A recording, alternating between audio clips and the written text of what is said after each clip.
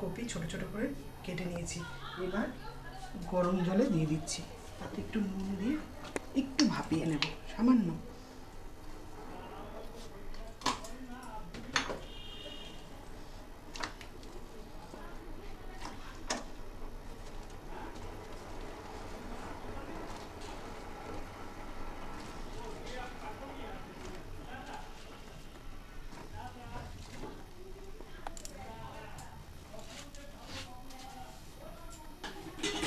করে দিন। কপিটা নুন গরম জলে ভাপিয়ে নেওয়ার পরে আমি এতে জল ঝরিয়ে রেখেছি, জল ঝরাতে দিয়েছি।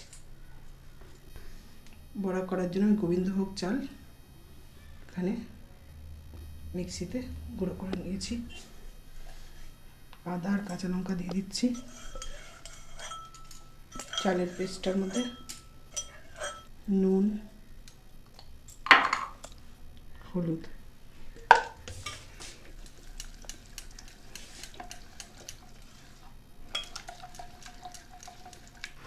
কালো জিরে দিয়ে দেবো।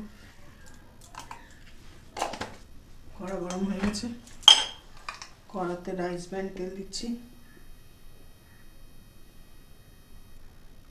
তার সাথে সর্ষের তেল দেবো।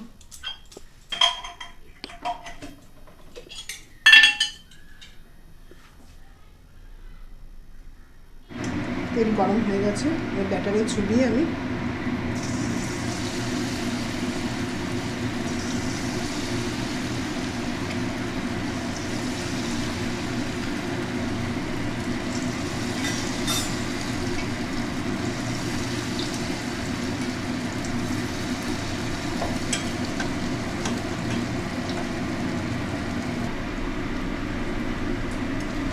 পকোড়াগুলোকে আমি উল্টে দিচ্ছি।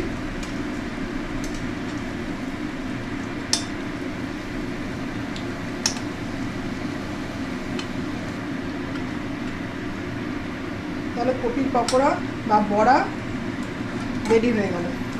এবার আমি তুলে নিচ্ছি। অলমোস্ট রেডি কপির পকোড়া বা বড়া।